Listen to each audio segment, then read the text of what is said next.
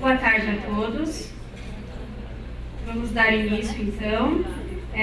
O LIAAC, o Laboratório Integrado de Análise Acústica e Cognição, fundado há 20 anos pela professora Sandra Madureira, realiza hoje a programação que compreende 3 atividades acadêmicas. A primeira atividade será o lançamento de 2 e-books produzidos com o apoio do PIPEq da PUC São Paulo, o Fonética Clínica, organizado pela professora Zuleica Camargo, e o Sonoridades, pela professora doutora Sandra Madureira. Ambas pesquisadoras do LIAAC, do PIPEq em Lael e da Faculdade de Filosofia, Comunicação, Letras e Artes da PUC São Paulo. A segunda atividade vão ser palestras com os professores convidados, professor doutor Plínio Barbosa, da Unicamp, professor doutor Rilliard, do Lince, em Paris, e professor doutor Ericson, da Universidade de Estocolmo. E última atividade, teremos seminário com os professores doutores Mário Augusto de Souza Fontes, Zuleica Camargo, Sandra Madureira e Rilliard, com um panorama das pesquisas realizadas e que estão em andamento pelo LIAAC.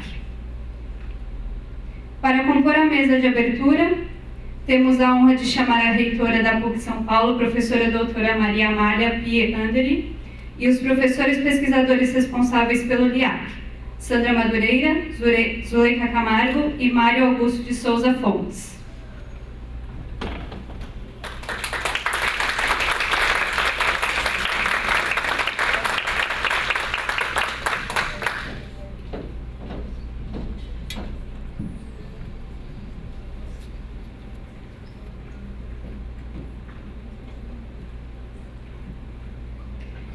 Passaremos a palavra à coordenadora do LIAAC, professora Sandra Madureira, que abrirá a sessão. Meus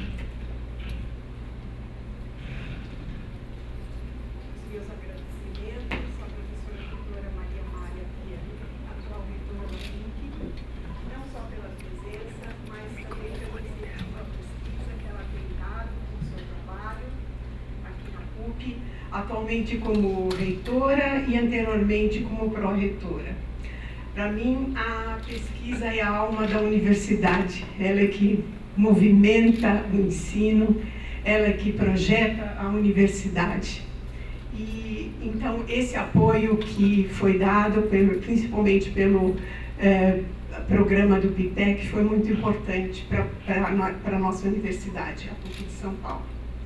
Eu queria também agradecer aos colegas que estão aqui, aos alunos da pós-graduação e da graduação, aos ex-alunos, os estagiários, ex-estagiários, funcionários e amigos aqui presentes. Eu também gostaria de destacar a presença da chefe de departamento de Linguística, professora doutora Maria Aparecida Caltabiano, e da professora Mercedes Crescitec. Essa é uma ocasião bastante especial para o laboratório, porque a gente vai ter aqui palestras com renomados colegas, Plínio Almeida Barbosa, Andery Ericson e Rilliard, e também o seminário que nós vamos dar depois e que assim congrega os professores que estão no LIAAC, no Lael, e que estão envolvidos nas pesquisas e nas orientações. Eu também queria agradecer a todos os que colaboraram para a realização destas obras. Os autores, colaboradores que estão aqui presentes, os membros dos comitês científicos, os revisores, os estagiários do LIAAC, a Beatriz Levesque e o Jaime Preto, a funcionária do LIAAC, Fátima Albuquerque, a bibliotecária-chefe, Ângela Rapace, aos funcionários da EDUC, do LabNet, da Pulso Editora e aos nossos estimados alunos. Muito obrigada a todos, é uma alegria e uma honra tê-los aqui.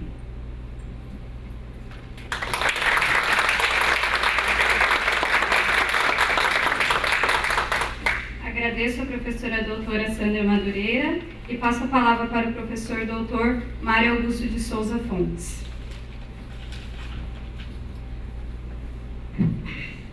Boa tarde a todos. Agradeço a presença dos professores, alunos, ex-alunos, funcionários da universidade.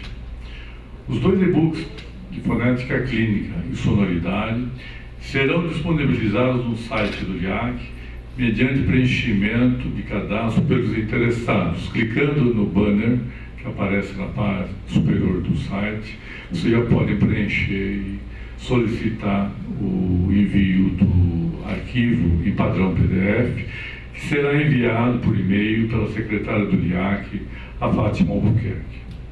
Os 2 livros foram publicados com o auxílio do PIPEq, que é a sigla que se refere ao Plano de Incentivo à Pesquisa instituído pela professora doutora Amalia Abib Andery em 2015, na qualidade de Reitora de pós-graduação. O PIPEq contempla várias modalidades de fomento e, desde a sua criação, tem promovido a pesquisa dos docentes da PUC de São Paulo.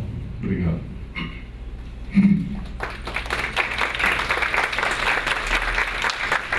Agradeço ao professor doutor Mário de Souza Fontes e passo a palavra à professora doutora Maria Amalia Abib Andery, reitora da PUC São Paulo.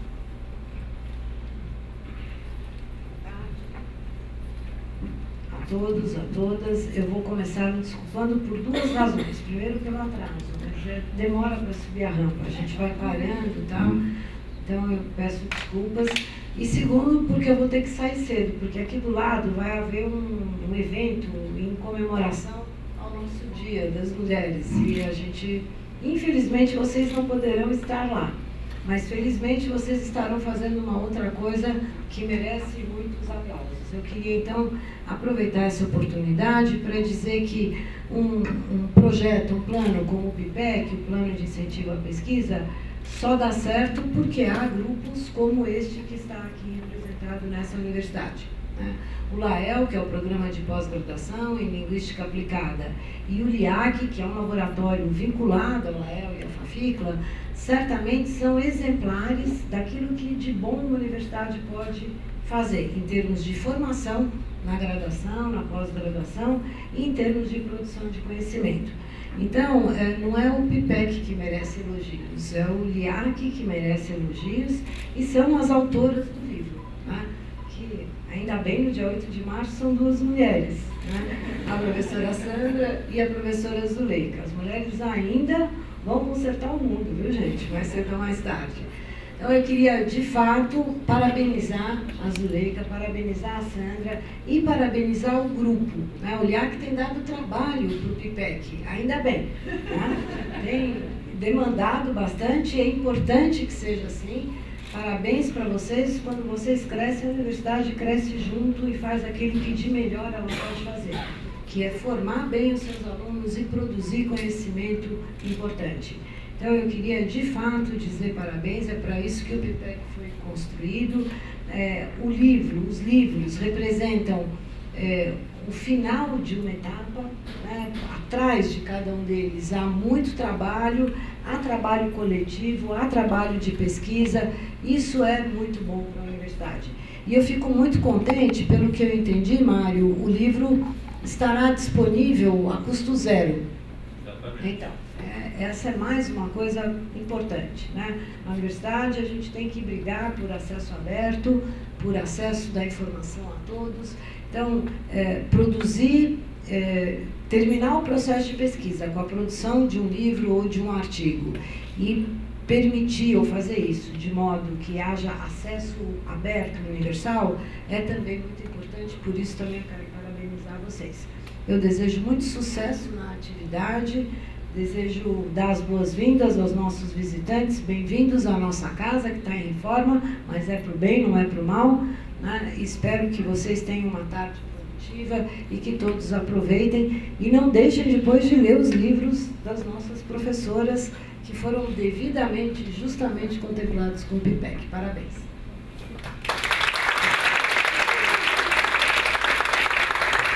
Agradeço as palavras da professora doutora Amalia P. Andery e passo a palavra à professora doutora Zuleica Camargo.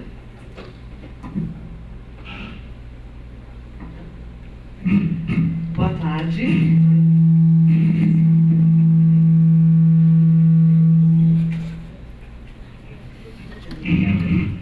Bom, gostaria de saudar também, receber a todos, né, nessa tarde.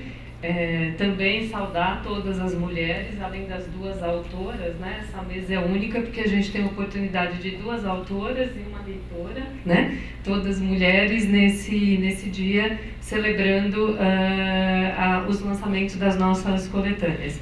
Então, o nosso laboratório, como já foi bem salientado, foi agraciado, nós nos submetemos, né, ao processo seletivo para vários editais do plano de incentivo à pesquisa, que é o PIPEq. Então, é importante vocês saberem também que, além das publicações, do incentivo para as publicações das duas coletâneas, Sonoridades e Fonética Clínica, nós também pudemos contar com o apoio do NUP, que é equipamentos para os núcleos e grupos de pesquisa, reserva técnica, apoio à pesquisa individual, apoio a eventos nacionais no exterior, por isso que nós damos trabalho.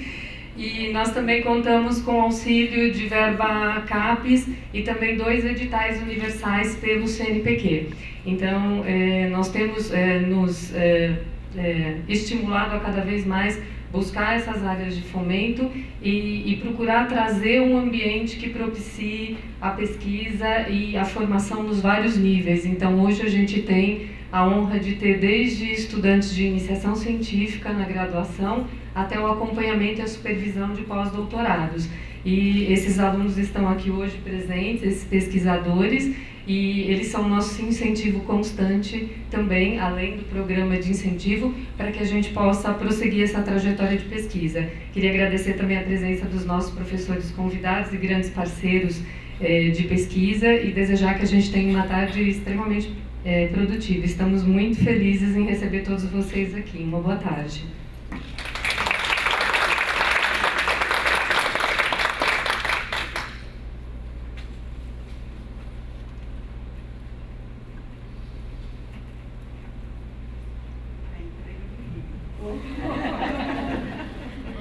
É estranho, mas vamos lá.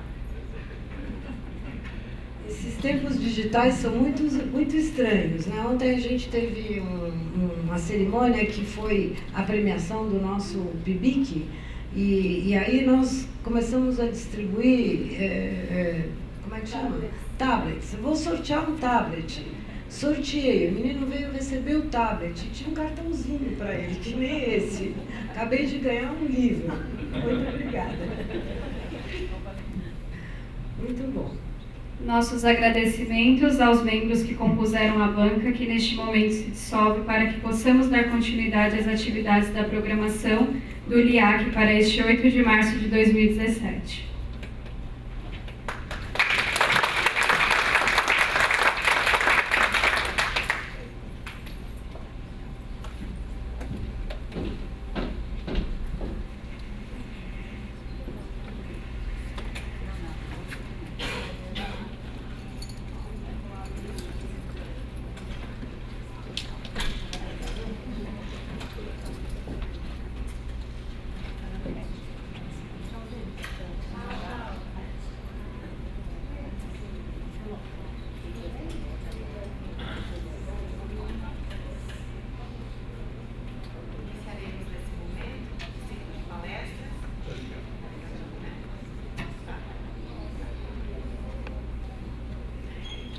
Então, retomando, iniciaremos nosso ciclo de palestras. Quero chamar, então, o professor Dr. Amalia Silva para fazer a apresentação do professor Dr. Plínio Barbosa.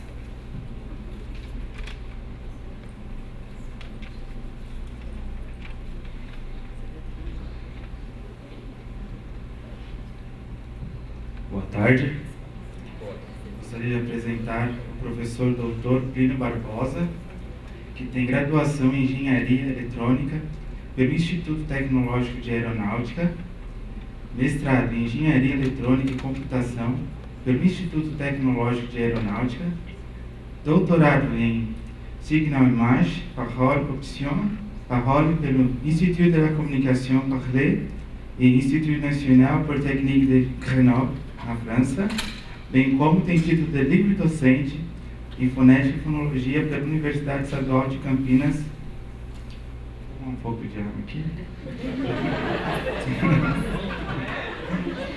Atualmente é professor associado da Universidade Estadual de Campinas, tem formação em Engenharia Eletrônica e Linguística, com ênfase na área de fonética experimental, atuando principalmente nos seguintes temas: análise e modelamento dinâmico da prosódia da fala, prosódia experimental, teoria de sistemas dinâmicos e de osciladores acoplados, ciências da fala e da linguagem.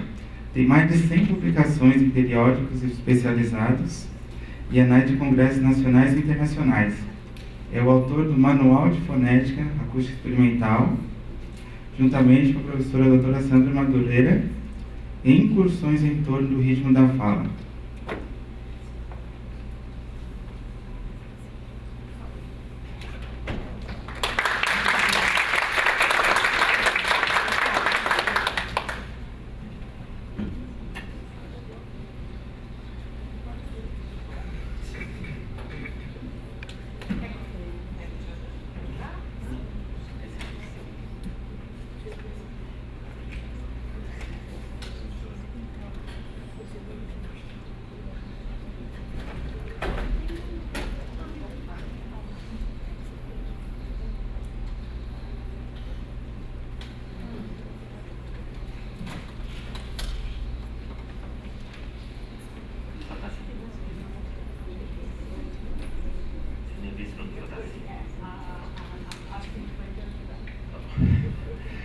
Bom, boa tarde a todos. É com muita alegria que eu venho aqui hoje, a convite da minha colega e amiga professora Sandra Madureira, que conheço desde 1995, para falar hoje sobre o resultado de um projeto de 3 anos, com auxílio do CNPq, o Universal CNPq, sobre o estudo de 4 estilos de elocução, que são esses: leitura, narração e os discursos político e jornalístico em 4 línguas, as quais eu vou explicar daqui a pouco.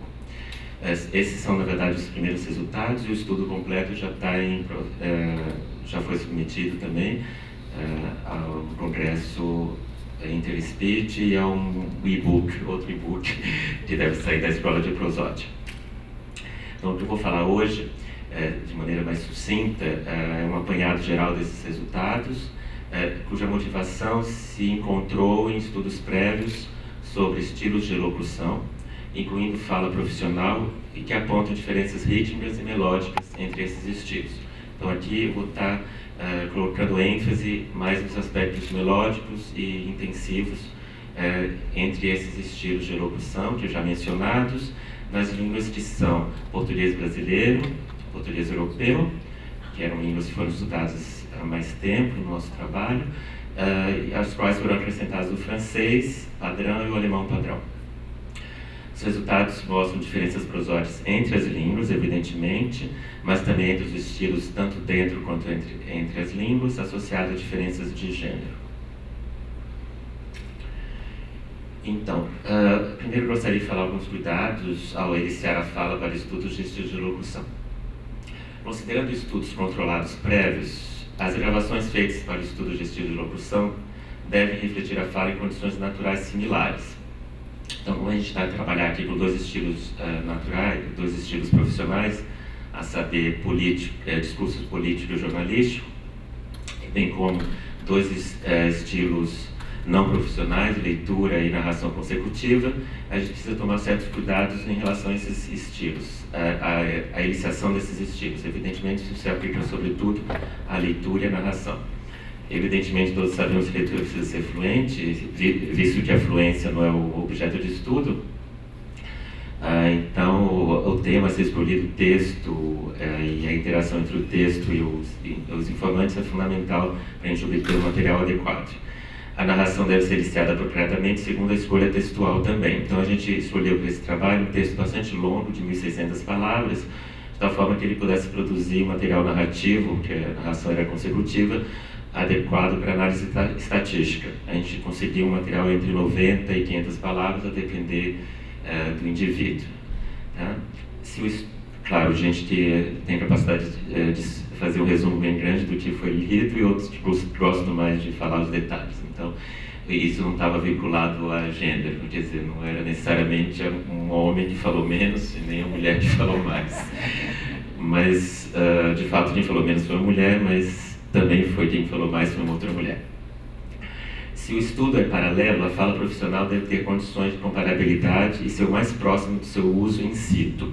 Então, a gente tomou certo cuidado, como a gente estava trabalhando com 4 línguas, de alguns critérios de seleção, tanto do discurso político quanto do discurso jornalístico, que eu vou comentar adiante.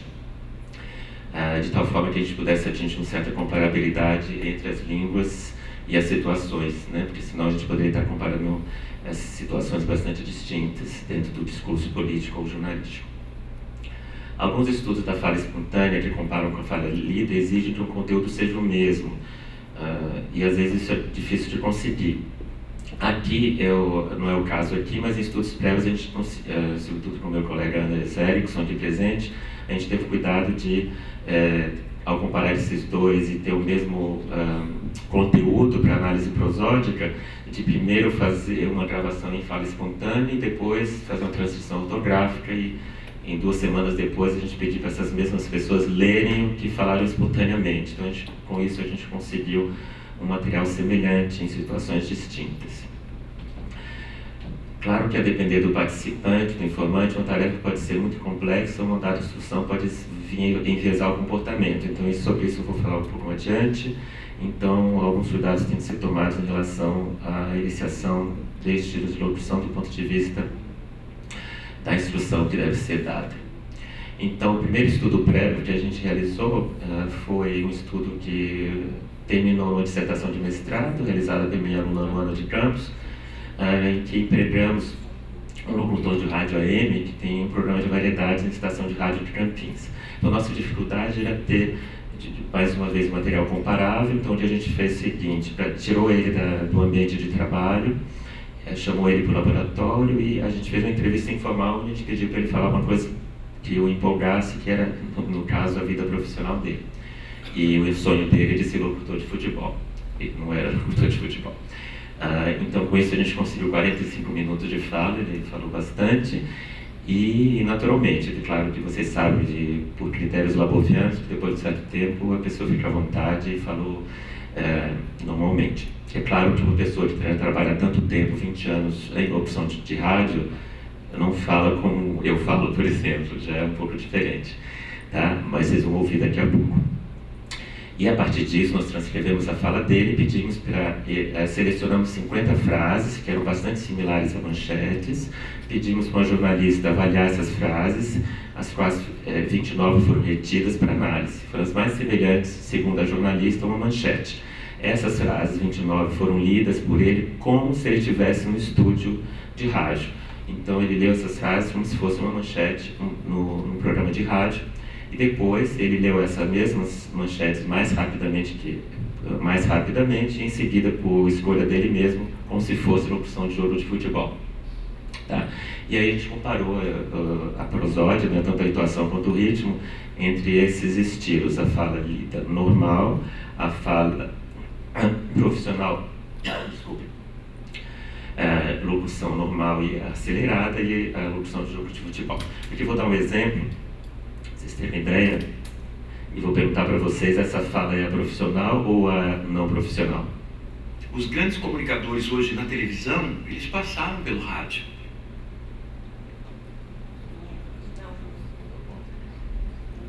Duas ou 3 pessoas acertaram. Essa aqui é a não profissional. É a fala normal dele, tá? A profissional é esta daqui, ó. Grandes apresentadores de televisão são formados por programas de rádio. Tá? Então vocês viram a diferença nós fizemos análise tanto da parte da entoação quanto do ritmo. E as diferenças principais se encontram em termos de taxa de locução e taxas de picos melódicos, né? Quer dizer, a velocidade com que ele produz esses picos melódicos é diferente na fala profissional versus não profissional.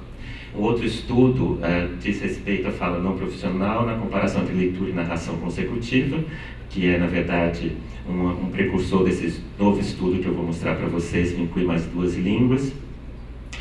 E eu vou mostrar só o final, que é a comparação, vocês ouvirem a fala lida e a fala narrada, mas o estudo mostrou que as diferenças, evidentemente, principais se situavam em termos de taxa de locução e taxa de sílabas proeminentes, evidentemente pelo uso maior das hesitações e das pausas silenciosas nas narrativas. Tá? Aqui vocês podem ver a diferença de oitiva entre os dois. Quando ouvia o sino a chamá-los, enroscava-se debaixo da manta, com os joelhos quase chegando à testa, e pensava, talvez se esqueçam de mim.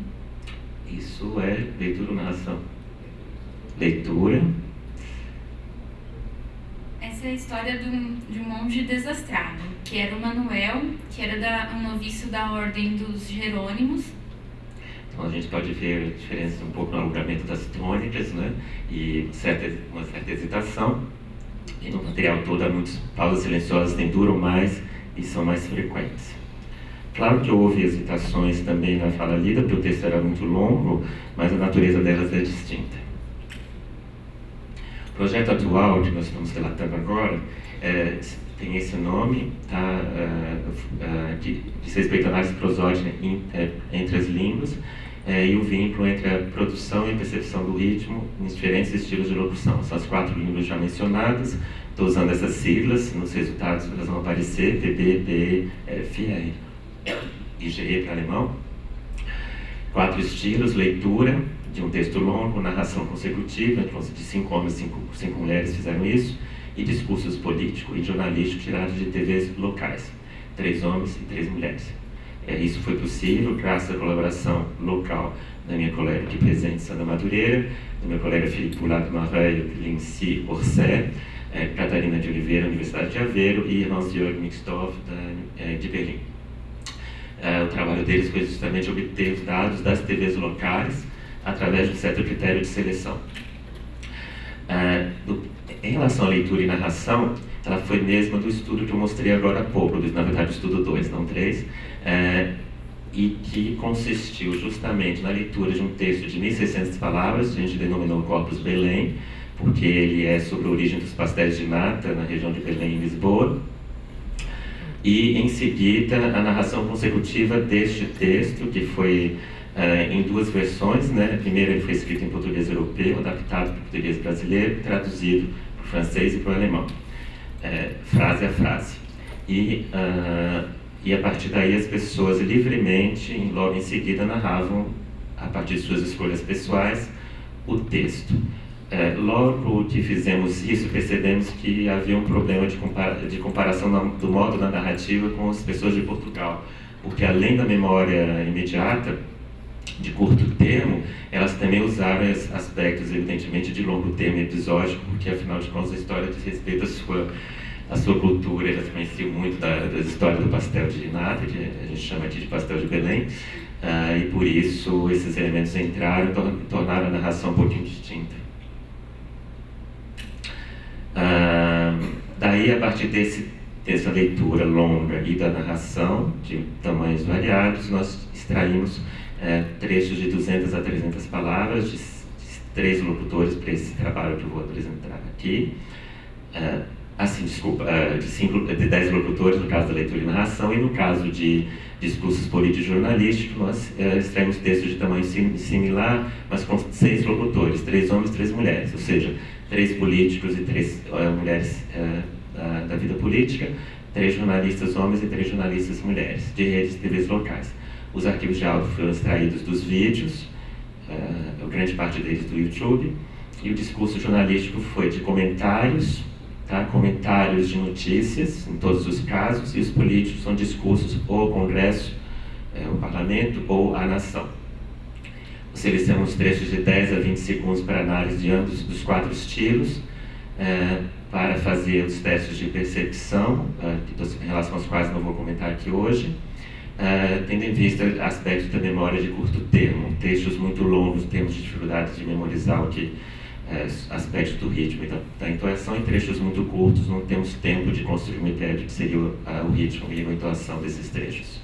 Tá? Foram tirados trechos, 3 ou 4 trechos por pessoa, de todos esses estilos, de todas as línguas.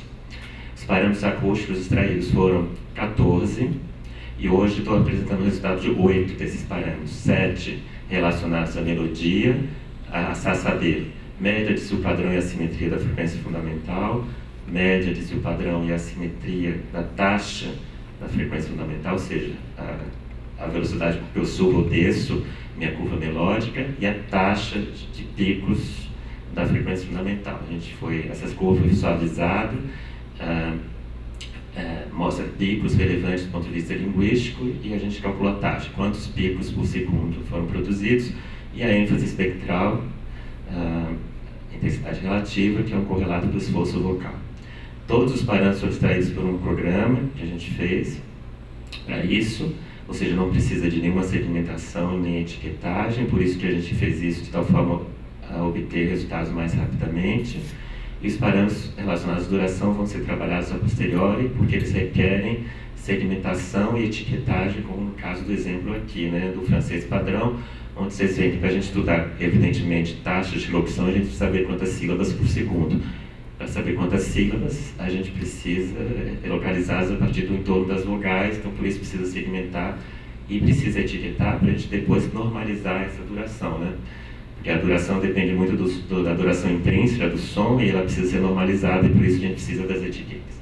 Como a gente só tinha material disponível imediatamente em português brasileiro e em francês, a gente teve que postergar o trabalho com alemão e português europeu para uma etapa posterior. Depuis des millénaires. Aqui eu fiz de propósito, resolvi um trechinho de um homem político, um político francês, que acho que vocês sabem quem que é, né? Alguém sabe dizer quem que é? Depuis des millénaires. Depuis des millénaires. Nicolas Sarkozy.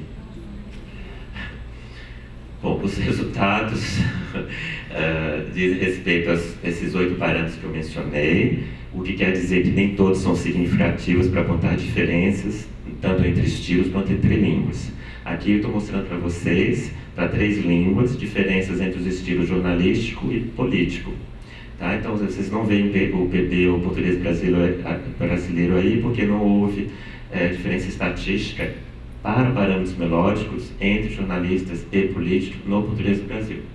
Tá? Então, em relação a esses parâmetros, não há diferença entre os 2 estilos profissionais, mas há diferença no português europeu, francês e alemão. A gente vai ouvir daqui a pouco um exemplo, mas à direita, lá na última coluna, eu coloquei médias em semitons, no caso da frequência fundamental, e em decibéis, no caso da ênfase, em que vocês veem, por exemplo, no português europeu, em todas as línguas, vocês percebem que o político está sempre à direita, né?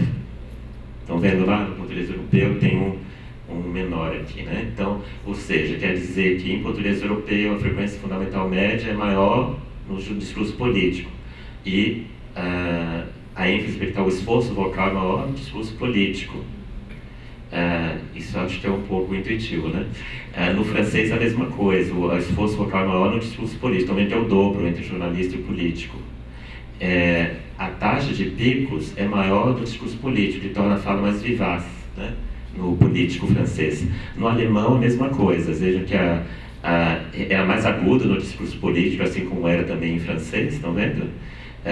Também por causa da excitação, da tensão das prévias, que ela acaba sendo mais agudo, e também o esforço vocal é maior, bem maior no alemão no discurso político. Então acho que é um pouco esperado, já que mesmo no discurso no parlamento, a gente escuta às vezes na TV local, os discursos são mais exaltados, né? Então por isso que foge do discurso jornalístico. Para vocês terem uma ideia, eu trouxe do francês aqui. Son administration décide alors de sortir l'artillerie lourde et lance un plan de sauvetage massif de 787 milliards de dollars pour tenter de sauver plus de 3 millions d'emplois. Mais ce plan de relance n'a pas atteint tous les résultats escomptés. Cette mesure phare promettait de stabiliser le chômage à 8%. Jornalista francesa, e agora o político, acho que, não sei se é mulher ou se é homem, acho que é mulher, deixa eu ver. L'homme échappe à l'angoisse de l'histoire qui tenaille l'homme moderne. Mais l'homme reste immobile au milieu d'un ordre immuable. Nicolas Sarkozy, évidemment, Nicolas Sarkozy, evidentemente as diferenças são rítmicas, vocês estão vendo que as pausas são muito mais longas, mas não é o que está sendo visto aqui, não é? A gente está vendo as diferenças melódicas de intensidade de esforço vocal, mas vocês podem ver que o esforço vocal é muito maior, né? A tensão é muito maior. Aqui um exemplo do alemão, político. Ich bitte Sie, das mal zur Kenntnis zu nehmen. Wir haben es mit einer Systemkrise zu tun. Wir haben es mit einer Diktatur der Finanzmärkte zu tun. Die großen privaten Banken, die großen privaten Fonds, die großen privaten Versicherungen und die Hedgefonds. Então é sempre essa pausa diferenciada, né? E um pouco mais de esforço vocal, e para finalizar um exemplo do português europeu. Pretendendo temporalmente associar a discussão da censura política à decisão que o governo português está a negociar, em coordenação com o governo irlandês, da extensão das maturidades dos empréstimos europeus da Troika, que culminará dentro de pouco mais de uma semana. Bom, também vocês estão vendo a mesma coisa, diferenças de ritmo e diferenças melódicas de intensidade, de esforço vocal. Aqui são diferenças dentro do discurso jornalístico, ainda discurso profissional, entre as línguas. Então vocês podem ver, vocês acabaram de ouvir exemplos dos homens políticos de 3 línguas, né? E aqui vocês vão ver a diferença entre jornalistas nas 4 línguas. Então vocês podem ver que em geral o francês fica junto com o alemão, estão vendo? FR igual a L, tendo valores menores de parâmetros melódicos, por exemplo, menos variação de frequência fundamental, menos variação da taxa da frequência fundamental, menos esforço focal e a única exceção a isso é os picos de frequência fundamental, que é maior no francês, tá? E também é uma fala mais grave. Então vocês podem ver que em relação a esses exemplos de melodia, que são F0 e DF0, tornam a fala mais exaltada e mais vivaz nas variedades do português em relação ao francês e ao alemão, tá? Die in gewissen Gebieten gemeinsame Sache mit den Radikalen der Al-Nusra-Front machen, von diesen extremistischen Verbündeten trennt, ist die Quadratur des Kreises. Dass man in Genf nicht einmal einen 48-stündigen Waffenstillstand für das heftig umkämpfte Aleppo zustande brachte, spricht Bände. Então esse exemplo do jornalista alemão. Do aumento dos descontos de cada funcionário do Estado para os subsistemas de saúde públicos, por considerar que é ultrapassada a meta da autossustentabilidade apontada pelas finanças. Então, exemplo do jornalista português, que acho que é o francês. Des républicains. Alors ce matin, évidemment, les républicains ont le sourire. Je vous propose d'entendre la joie émue de John Boehner. Il devrait être le prochain président républicain de la Chambre des représentants. On l'écoute. E para terminar, o exemplo do jornalista brasileiro, vocês vão reconhecer evidentemente. Sofridos pela esquerda armada. Mas há na Comissão da Verdade quem defenda investigações sobre os dois lados. E houve, todo mundo sabe, crime tanto do lado militar como da guerrilha. Nesse caso, por exemplo, com mortes de pessoas. E para terminar, eu vou falar em 2 slides para terminar dos estilos não profissionais comparados com os profissionais, tá? Então eu queria, o interesse da gente era também o que difere esses estilos profissionais, afinal são distintos do estilo não profissional, especificamente a leitura e a narração. Vocês podem ver que na maior parte das vezes há distinção. Quando tem um NS na tabela significa que não há significância, e quando tem o menor ou maior significa que são significativamente distintos para o alfa 5%, né? Significância. A gente pode ver que muitas vezes na tabelinha vocês veem PL igual a JN, né? O que quer dizer que para aquele parâmetro o o discurso político tem a mesma média que o discurso jornalístico e difere, por exemplo, aqui a variação da frequência fundamental é maior do que na leitura e narração. Então vocês vão ver que o estilo profissional no português brasileiro, tá? Ele difere do não profissional em relação à melodia, a sua variação, a sua assimetria, a variação da taxa, tudo isso tem a ver com a vivacidade, tá? E com a taxa de produção também desses picos, que é maior no político, tá? No discurso político, no português brasileiro. No português europeu não é idêntico ao brasileiro, vocês estão vendo que no fundo o brasileiro está distinguindo mais o estilo profissional do não profissional, mas mesmo assim o português europeu distingue, por exemplo, o discurso político dos demais na frequência fundamental média, o jornalístico da leitura, tá? A taxa não é distinta, e o político da taxa de variação, do padrão da taxa de variação da melodia, o jornalista ou político no esforço vocal, e na taxa de produção, o jornalista ou político em relação à leitura e narração. Todos eles, leitura e narração, estão à direita, ou seja, são menos, mais grave, menos vivaz, menos variável, etc. Então, a exaltação e vivacidade do discurso profissional nessas duas variedades do português é a marca da distinção. No caso do francês e do alemão, o caso se repete. Vocês podem ver que a distinção é frequente no francês entre os discursos, estão sempre juntos, profissionais, na maior parte das vezes, para os parâmetros melódicos e o parâmetro do esforço vocal, e bem mais do que no discurso do alemão. Então, no alemão a gente pode ver que, em termos da taxa de variação da frequência fundamental, não há distinção entre discursos, entre estilos profissionais e não profissionais, mas eles se distinguem no que se respeita à melodia propriamente dita, mais especificamente o discurso político ou o discurso jornalístico em relação à fala não profissional, leitura e narração. Tá? Então isso mostra um pouco um apanhado geral em que a distinção sempre se opera em pelo menos 2 ou 3 ou mais parâmetros do discurso profissional em relação ao não profissional em cada uma das línguas. Tá? Então a visão geral é que no estilo profissional, português, europeu e alemão são mais agitados no discurso político, porque tem uma maior taxa de pico de F0. O português brasileiro é mais animado, maior variação de F0 do que o francês no discurso jornalístico. Na leitura, português brasileiro e alemão tem maior valor para a variação do F0, que parece dar mais animado, enquanto a taxa de picos de F0 é maior em português brasileiro e francês. Na narração, chamei a atenção isso, mas o português brasileiro é a língua que parece ser mais distinta em relação às outras três, tanto na simetria da melodia quanto na taxa de pico de F0. Então, a narrativa mais distinta, que difere, tem mais significativamente distinta nos parâmetros, é o português brasileiro. Tá? É isso. Obrigado.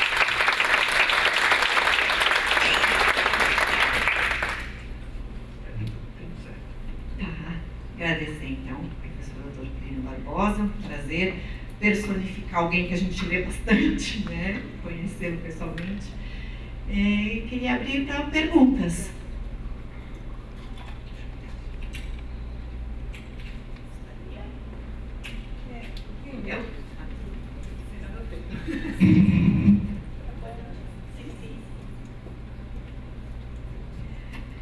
Plínio, você disse que escolheu as pessoas de acordo com alguns critérios.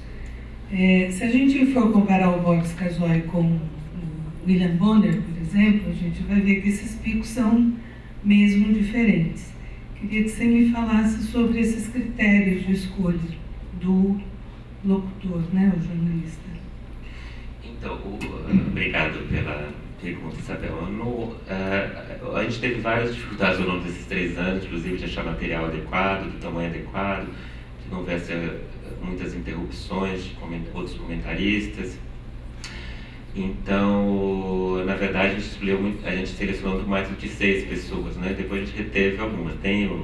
Dentro dessas médias, não tem só o Boris Casoy, mas tem o William Bonner, tem um terceiro homem, e tem 3 mulheres. Uma delas é William Vitfip, e as outras 2, agora não me lembro. mas a gente reteve de tal forma que a gente pudesse ter um material suficientemente longo para análise estatística, que a gente pudesse trazer esses trechos de 2, 3 minutos, né? Nem sempre foi fácil achar isso no YouTube. Claro que há diferenças dos indivíduos, mas elas não foram consideradas nessa apresentação que eu fiz. Então isso não entrou neste trabalho, neste que eu apresentei. Então mais tarde a gente tem material para isso, a gente pode vir analisar diferenças entre os indivíduos em cada um dos estilos, mas não foi esse o objetivo desse trabalho.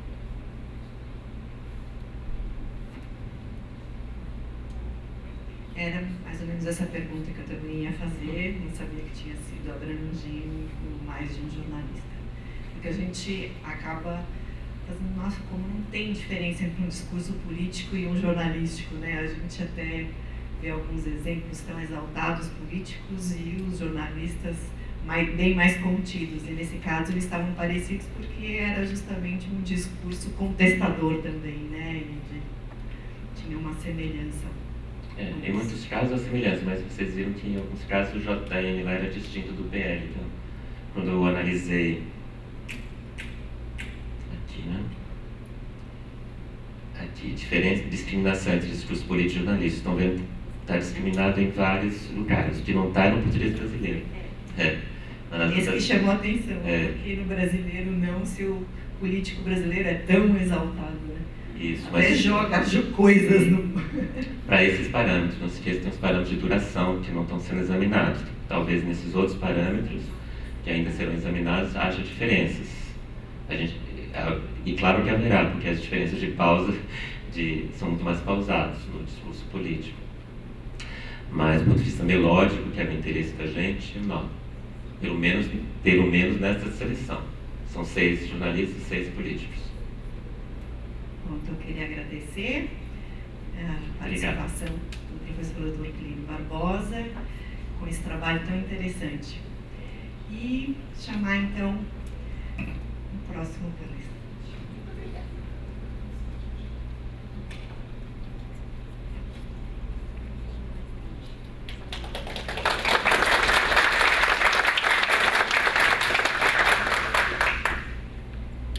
Bom, para apresentar o nosso próximo palestrante, vamos chamar a professora mestre Márcia Polanski para apresentar, então,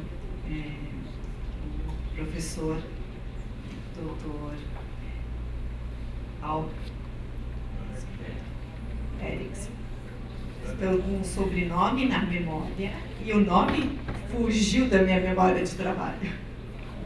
Anderson Ericson. Já é fácil lembrar algum alemão, lembrar Anderson,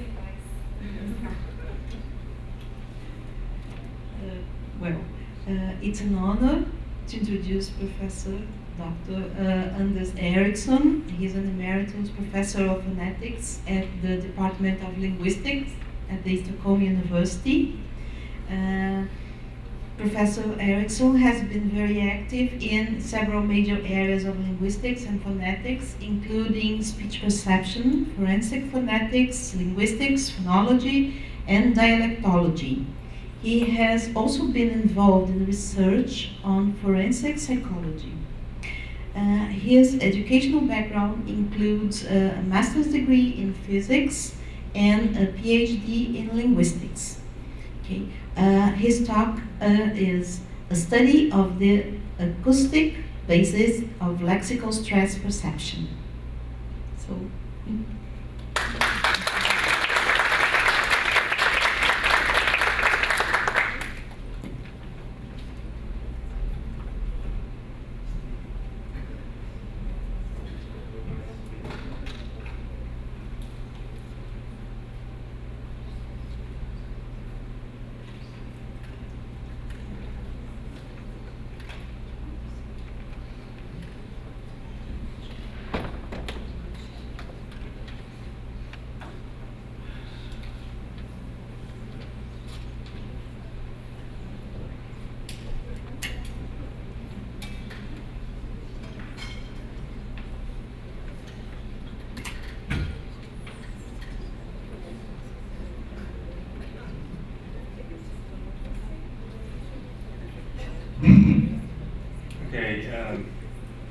What I'm going to talk about is a project that has been going on since 2007.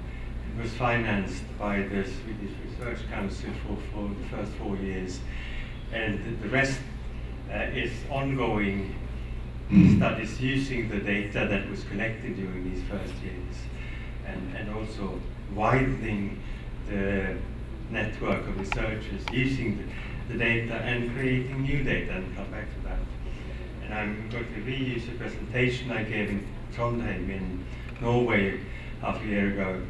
And the reason there's another name on the slide is because the perception part I'm going to present as the second half of my talk is done in cooperation with the University of Helsinki in Finland, and primarily with a researcher there called Antti Suni. So that's why his name is on there, because he's done quite a lot, most of the work on the analysis using wavelets to analyze prosody. I'll come back to that. But I would like to give a general overview and presentation of the project that we call the WordSpace project. So it is meant to study exploring production and perception of lexical stress in a number of languages. And then the languages originally used in the project was Brazilian Portuguese, English, Estonian, French, Italian, and Swedish. And on the way, we picked up German, because a German professor wanted to apply the same methods to the study of lexical stress in German.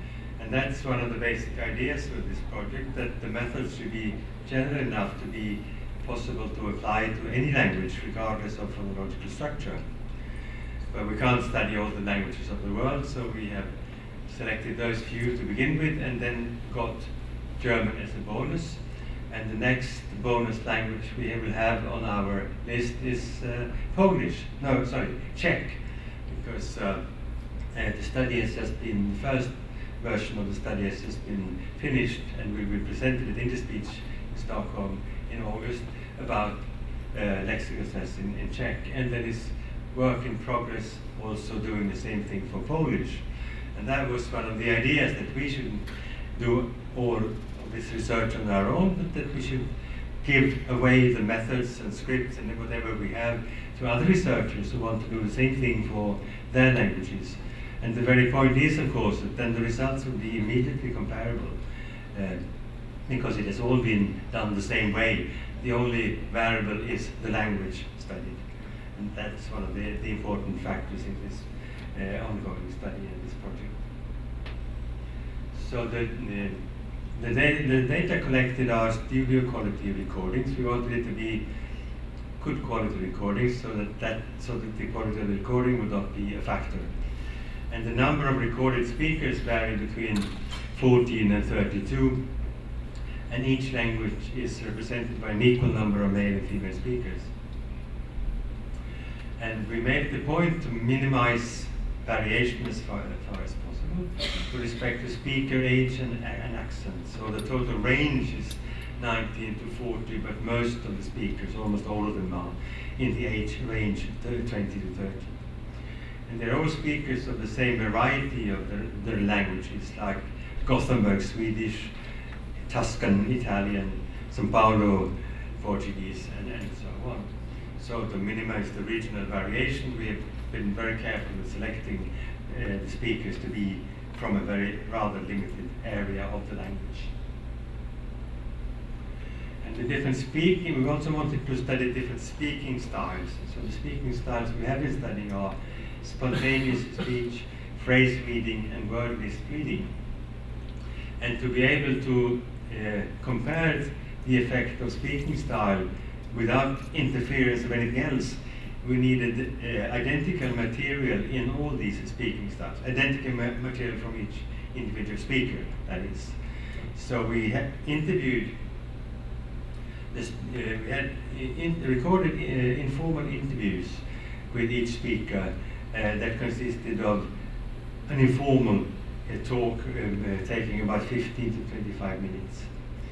And then we went back to the lab and transcribed these recordings and tried to identify phrases that were spoken with no hesitations, no speech errors, so fluent speech basically, because it's impossible to reproduce anything else than speech errors and hesitations and false starts and that sort of thing. And they should also contain keywords between 2 to 6 syllables, and a reasonable variation in keyword length. And these keywords should be then the same. These are the objects of study in this particular study. The keywords spoken in spontaneous speech, in the phrase reading style, and in word history reading style. So when we prepared 2 manuscripts based on the recordings, 2 manuscripts containing the phrases, and 1 manuscript containing the phrases, and 1 manuscript containing the keywords. And the keywords and phrases were repeated or occurred 3 times in the manuscript, but in random order. And we didn't inform the speakers where these phrases and words came from, but I'm sure after a while they recognized something they had said, so they started to see that this must be something that is copied from what I said before, but that was the only way we could do it. I mean, they would suspect that this is something I said, but it took some while for them to recognize it, and some of them didn't recognize it at all, because it took something like 2 to 3 weeks between 2 recordings. So we think it isn't. I was asked, do you think that they were trying to imitate or reproduce their own phrases? And I don't think so. I think their reading style seems perfectly natural, and I don't see any signs of them being trying to reconstruct the phrases the way they were spoken on the first instance. So the main goal of the production study is to develop a framework for describing the acoustics of lexical stress that may be applied to any language. So it's not a phonological study, but it's an acoustic study, and we want to look at certain parameters that we have good reasons to believe, acoustic parameters that we have good reasons to believe are relevant for the description of the acoustics of lexical stress. And the main goal of the perception studies is to explore the perception of lexical stress, because we do perceive lexical stress like stressed and unstressed and secondary stressed syllables, and there must be something in the acoustics that signal these differences to the native ears of the listeners. So stimuli used in the perception study are keywords taken from the recordings, and the keywords occur in 3 different speaking styles, spoken by an equal number of male and female speakers. So that means that there are in the perception test 72 words to listen to, and they represent languages, 6 languages, male and female speakers, and 3 different speaking styles by 2 words in each category. And how are we collecting the data? Well, it's done via a web interface. So they are asked to listen to a keyword, 1 keyword at a time, and to judge the prominence of each syllable. And that's the only instruction we give them. So now listen to this word, and you move the sliders in this panel so that the height of the slider corresponds to the perceived prominence of the corresponding syllable. And this is called in cross-modality matching. It's a technique, and the advantage of this technique is that if you don't get a bias, if you ask them to describe in words or in numbers to perceive the perception of prominence, they will, for instance, the program converts the height of the slider to a number between 0 and 100. Now we could also ask them, please give a number between 0 and 100 that corresponds to the perceived prominence of the syllable. But they would never say 37 or 41 or 17. They would say 20 or 30 or 65, and there would be a great bias towards factors of 5 or 10. So they're not informed about that bias doesn't occur in cross-modality matching. And you may think that it's a strange way of comparing two completely different things, the length of a ruler and the perceived prominence. But people can do that with a surprisingly great similarity between different speakers, and I'll show you that. And it's a known, I don't know if we can play this because it sounds... Expérimental. Yes. Expérimental. Expérimental. So they begin the test by being given a number of test words just to become acquainted with the procedure. And then when they are acquainted with the procedure, they go on. I'll see if I can, if we have internet connection, I might be able to connect to the server. Yes, so this is what they meet. So the first task is to register, and it already exists in a Brazilian Portuguese version. So the instructions here were translated from the English version by Plínio. So they sign in and they create an account, and they give information about their sex, their knowledge of different languages, their educational background, and that sort of thing. Because facts that we believe to be irrelevant. And when they have created this account, then they can start doing it. And the nice thing about this method is that they can, if they get tired, if they want to get a cup of coffee, or they want to stop doing it and do the rest tomorrow, it's perfectly possible because everything is saved on the server, so they can do it at their own pace. And when they are finished, they just finish. They get a list of words, and the words they have already judged are marked on the list. And when they see that the whole list is now completed, they just submit the results, and that's it. That's the end of the perception experiment. And then the program, as I said, translates the position of the slider to a number between 0 and 100.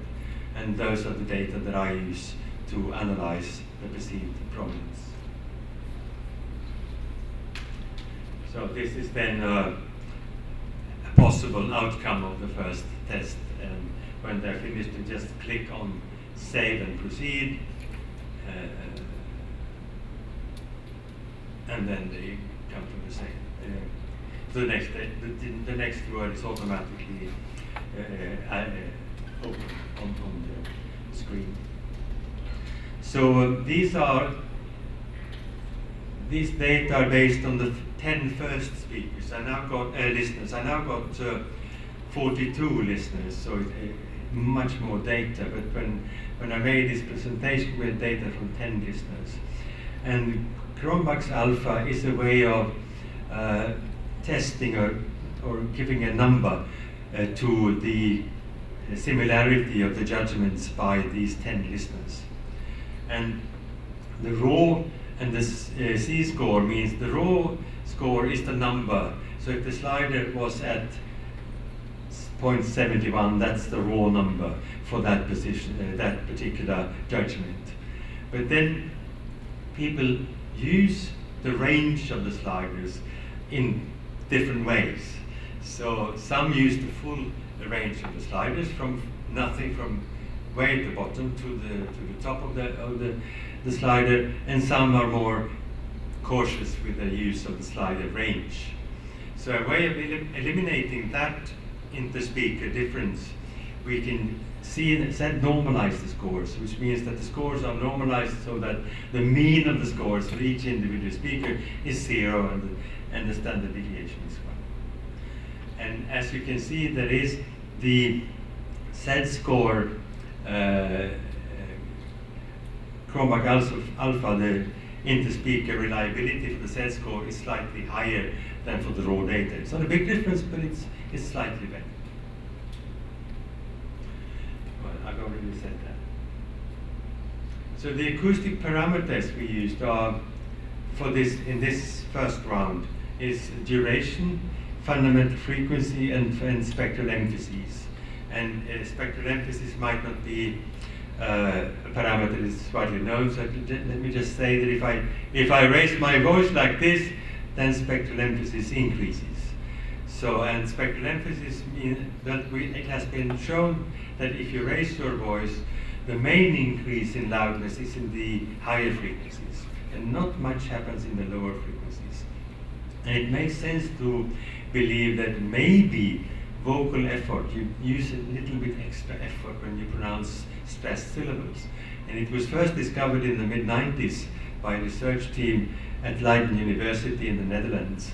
And it was shown that it corresponded, there was a strong correlation between level of prominence, level of stress in Dutch and the spectral emphases. It's sometimes called spectral tilt or spectral slope. It's not spectral tilt, but it's the same thing. We call it spectral emphasis. And it turns out to be the case that for some, but not all languages, spectral emphasis is strongly correlated with the degree of stress. Swedish is one language like that, English is, and Italian is another language like that. So the parameter values were calculated using a PowerPoint script that automatically put these numbers to the transcription, text transcription of the words. Well, this is the definition of the spectral emphasis. It's a simplified version, just the SPL, sound pressure level of the complete spectrum, minus the sound pressure level of the fundamental frequency plus minus 50%. I will skip that one. So we are using the raw scores, but the Z-score version of the raw scores we're using when we compare the acoustic parameters and perception results, but also something called wavelets. And I'll give you a short description of what wavelet analysis is. So the first three panels here are quite familiar to you. It's the sound signal, it's the spectrogram, and it's a fundamental frequency analysis. And the bottom one you probably haven't seen before, and I'll explain to you what it means. So in the spectrogram, each level in the spectrogram represents a given frequency, and at the bottom is 0, and then you go up until the cutoff frequency of the filter for the particular sound signal. And then the colors or the blackness of the diagram represents volume for each individual point in time and level in frequency. Now the scale spectrogram or scale diagram produced by wavelets is something similar. It's also created from bottom up, but by a traveling window with successively increasing bandwidth. And the idea is the following.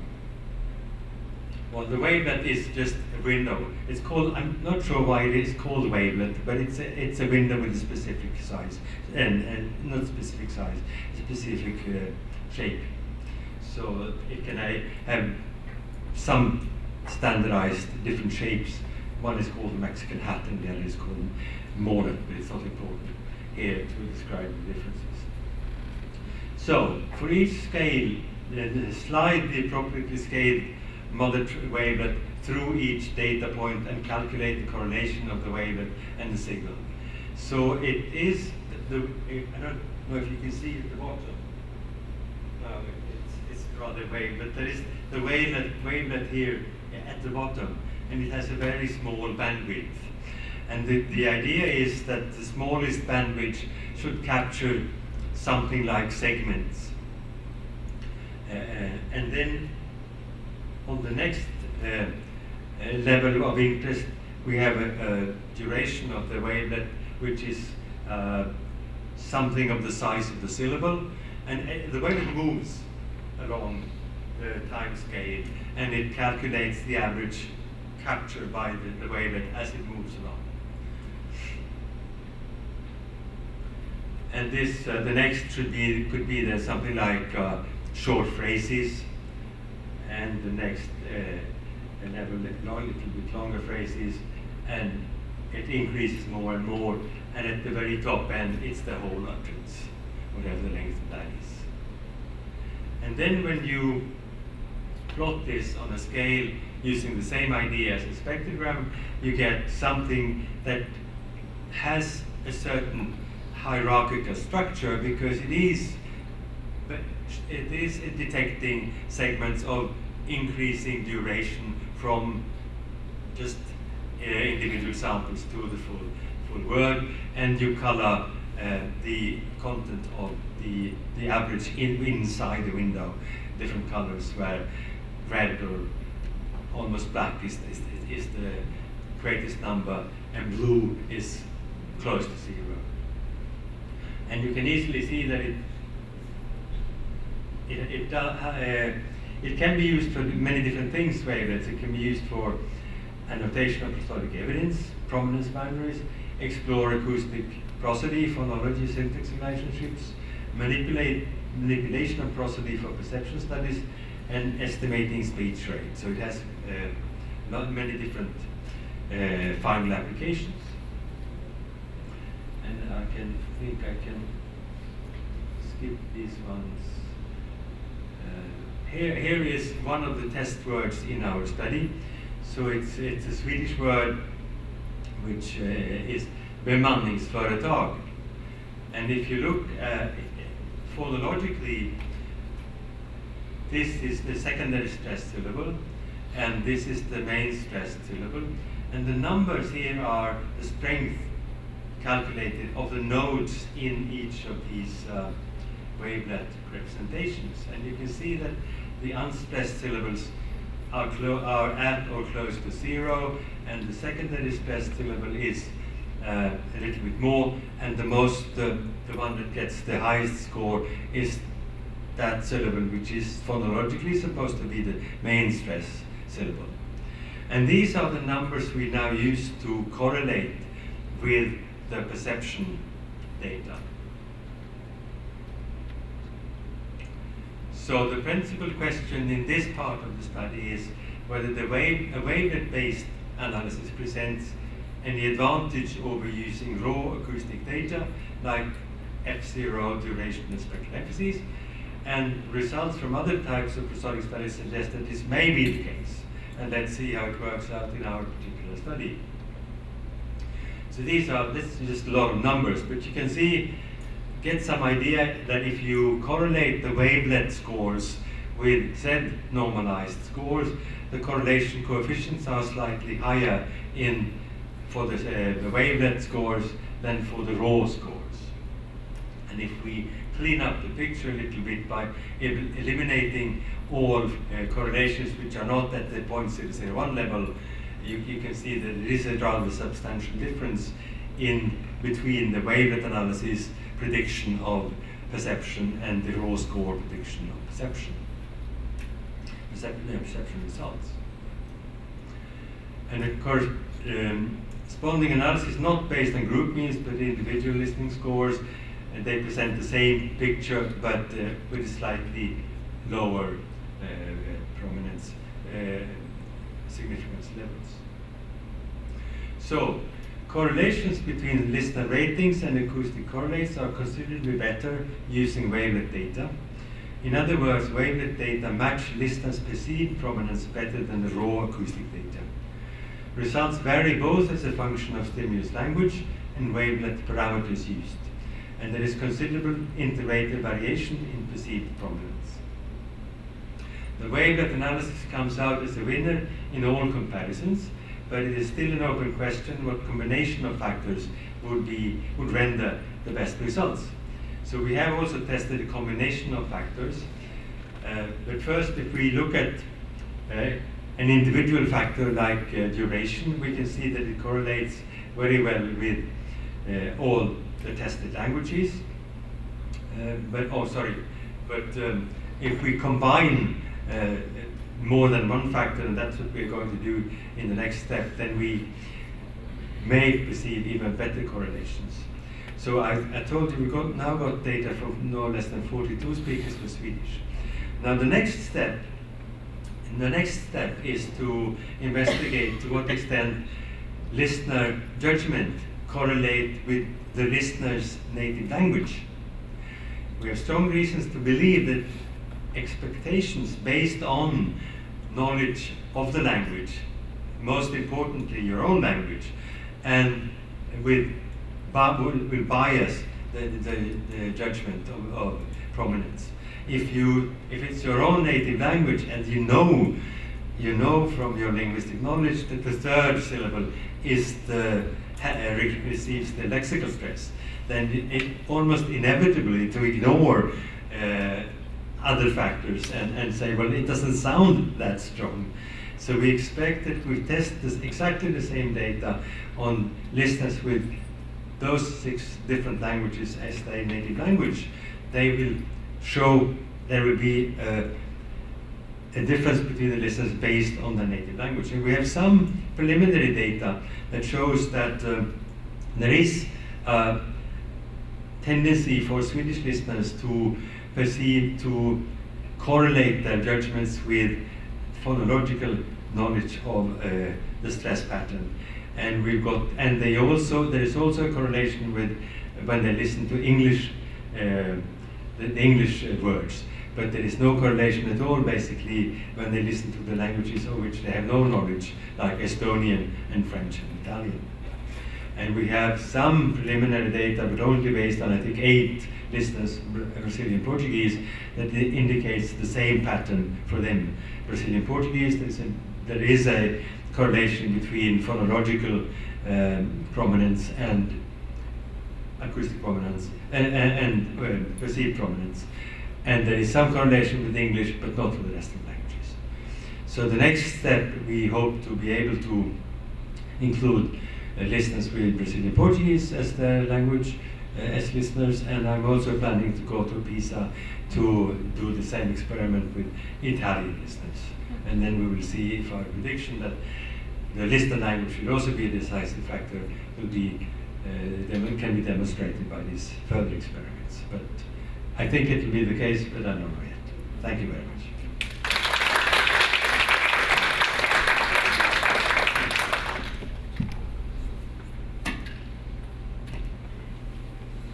Questions?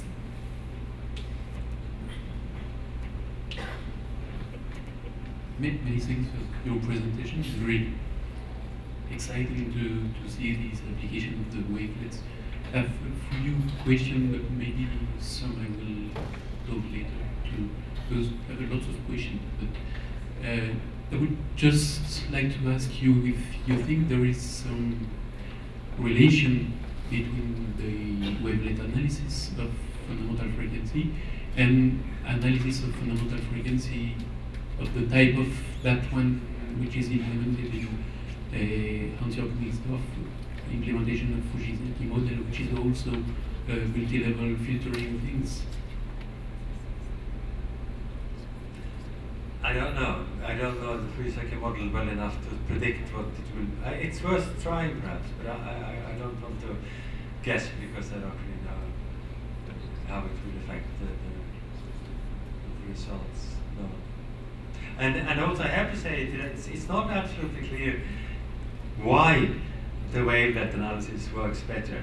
But one reason is probably that it takes into account a little bit of the neighborhood, because it's a window with a certain bandwidth.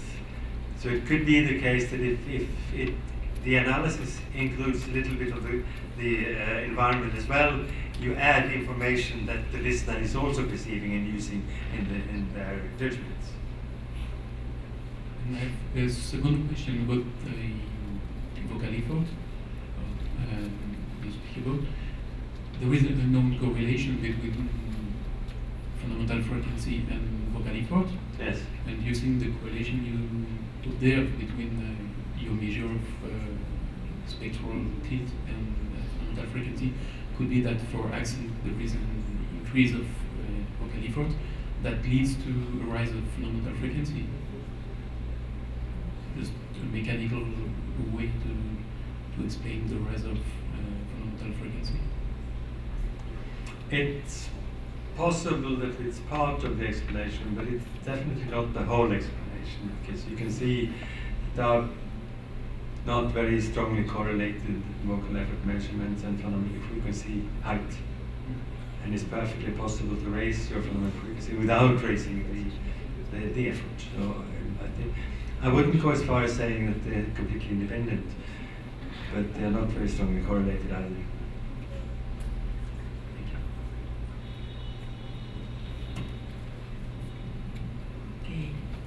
Many thanks. Muito obrigado, professor Anders Ericson. Bom, gostaria de chamar agora nosso colega professor mestre Dilton Serra para apresentar nossa próxima palestra, que será o professor Albert Rilliard.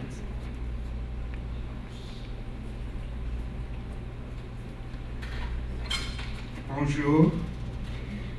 J'ai l'honneur de vous présenter notre prochain professeur, le professeur Dr Albert Rilliard, fait des recherches au LIAAC, Laboratoire d'informatique pour la mécanique et les sciences de l'ingénieur, unité propre de CNRS, Centre national de recherche scientifique, associé aux universités Paris 6 et Paris 11.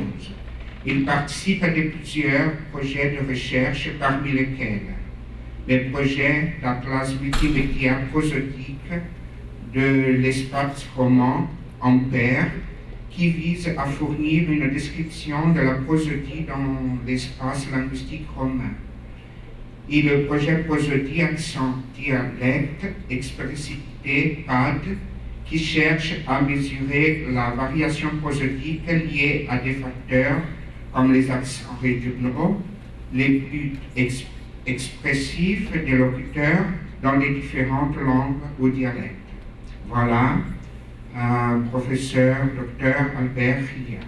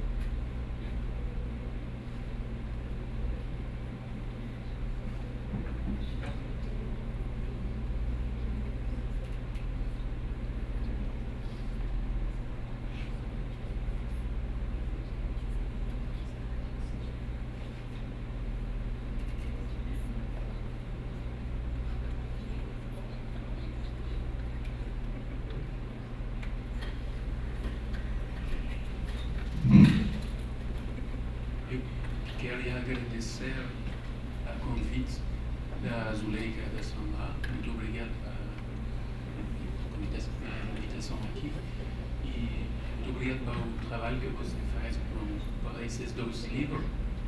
E agora vou continuar com o mesmo sotaque francês, mas em inglês.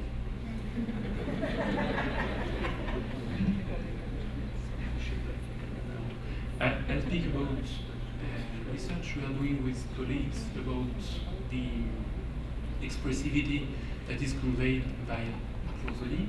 And working on this topic, we had the feeling that the type of expressivity people are producing is partly linked to a set of factors, typically, possibly their gender, their cultural origin, and their personality. Prosody is known to have symbolic aspects, And it is typically encoded in two codes, which are called the frequency code and the effort code, which I think is related to what Anders talked with the total effort. These two codes allows to explain, I think, a good deal of the expressivity of prosody, with, for example, change in pitch, which is related to symbolic change in the size of the speaker, and which will express change in the, for example, in the dominance of the speech act. And the effort is linked to the implication of the speaker in his act of speech, and the more implication, the more strength you put, you will link with different type of speech act. This is also related with affect and the progressive encoding of emotional expression in the linguistic code. It has been proposed by Damasio that very complex things here, that you have a process to explain emotion that imply the body, and you may learn this process by experience, and you may also learn to reproduce the same process without the implication of the body, and that means you may learn to express emotion without feeling them. These processes of imitation may be at the basis of a conventionalization process that goes from raw emotion to attitudes up to the segmentation code. For example, you may have an obstructive event that push you to have a more activated behavior because you don't want to be obstructed, and you will speak loudly and make more pitch rise.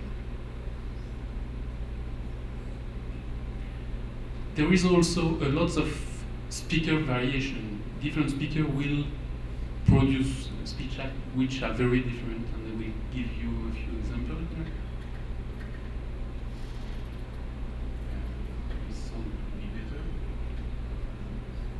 It's the same kind of speech act in each column, but there is different speaker. A banana. Banana. It's a banana. A banana. Okay. She's very expressive, and as it's a day of woman, there is only a woman speaker. A banana. A banana. A banana. A banana. And these two speakers are at the extremes of variation in expressivity, and a few Brazilian expressivity. Banana. Banana. Uma banana. Uma banana. Uma banana. Oops.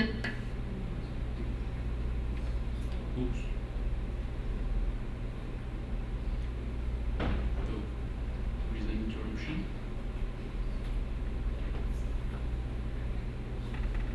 Okay. So, the individuality of the speaker may explain parts of this change in variation of expressivity. So, each speaker do use the same code because when they share the same codes, the code that are in the language and in the culture, these codes change according to the situation, to the interlocutor, to the expressive abilities and habits, etc. And Sadhanobu also speaks about the situation-based self. That means that if you are playing the scientist, you will have a type of behavior, but if you get out of the university and become father or mother, you will have a different kind of behavior and different persona and a different kind of expressivity. This is linked somehow to the change in individual personality, which are described very differently by psychologists, more in terms of extraversion, neuroticism, conscientiousness, etc. finally, expressivity is multimodal, and the understanding of prosody is strongly linked to contextual cue. You will decode prosody according to the context, and you won't put the same explanation in this prosody. いやー、マリーはダンスをしていました。Knowing or not the context, we have made the perception test that with French that rates such kind of expressions like irritation, whereas when you show いやー、マリーはダンスをしていました。 the face of the speaker, it's something which is much more polite. So we start cross-cultural studies in this field, and we try to work on variation in interpretation. If you look at these three situations, it's the same situation which has been interpreted in 3 movies in a very different fashion, but it's the same situation, the same speech act. В моей жизни играл не раз я на войне с врагом, и снова для тебя играю, Лир. Прочь с глаз моих! Открой шире, Лир, подлец! Изменник! Отмени приказ. Ты дурно поступил. Раб! Мятежник! 大町よ、三郎君の申されること、つけつけとして無礼とも非道とも聞こえましょう。それは真っ正直なお人柄から出る飾りのないおこと。よく耳を傾ければ、誠をついて謝ってはおりません。誰もいません。さえ、そうもおりません。What wouldst thou do, old man? Thy youngest daughter does not love thee least. The bow is bent and drawn. Make from the shaft, let it fall. Kent on thy life no more. Thy life I have held as a pawn to wedge against thine enemies. Out of my sight. See better, Lear. No, by Apollo. Not by Apollo, King. I'll tell thee. Thou dost evil. Take thy reward. Turn thy hated back upon our kingdom. If thy banished trunk be found in our dominion. So these 3 extracts of King Lear show very different prosodic choice to express the same kind of situation. So is it linked to difference underneath code, bounded in language, or does it belong to the possible variation that is linked to prosody? So we try to describe variation in this conventionalization process and to show how difference in production leads to difference in perceptual interpretation of the production.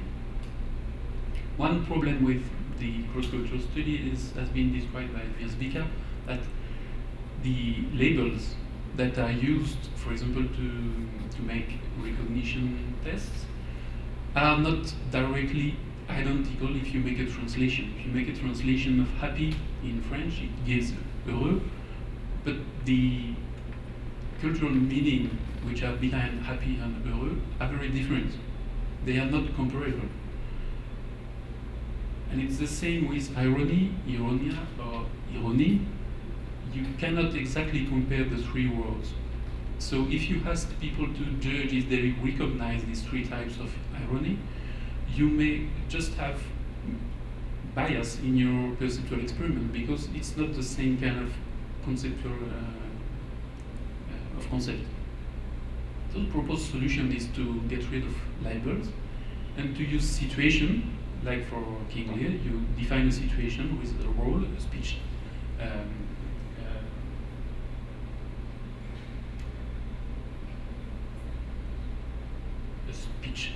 aim, communication aim, sorry, and you record people that produce sentence with banana in the end.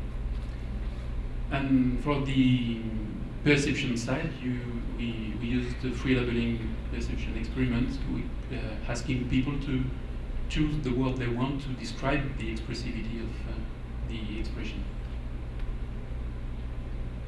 So we have contextual speech act, and we have defined 16 situations that end with either uma banana or Maria dançava sentences. We work up to now we have 4 languages, plus German as a guest languages also. The targeted expressivity among these 16 expressivity are either something that can be found more or less universally in the language we work on, like surprise, doubt, authority, or language-specific expression like kyoshuku in Japanese, which has been coined in English, walking on eggs, and which is defined by Sadonwu as corresponding to a mixture of suffering, ashamedness, and embarrassment, which comes from the speaker's consciousness of the fact either utterance of request imposes a burden to the hearer. All that for one word. Or also expressions that are not conventionalized in a given language. Typically, irony is conventionalized in American, but is not in Japanese.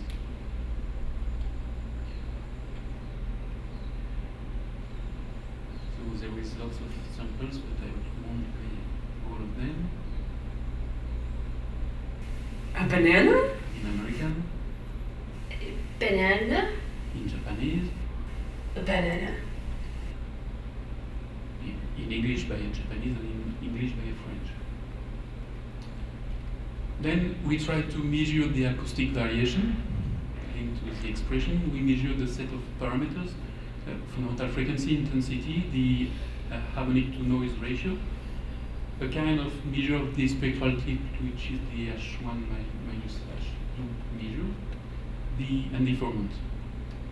A principal component analysis on these measures gives that the first 3 dimensions allow to separate the median, the chanting median F0, which are related to the harmonic to noise ratio, the intensity, which is related to mean, somehow to mean F0 on the first formant, and to H1 minus H2, maybe partly as a byproduct of effort. And the third dimension, which is linked to supraglottic articulation change.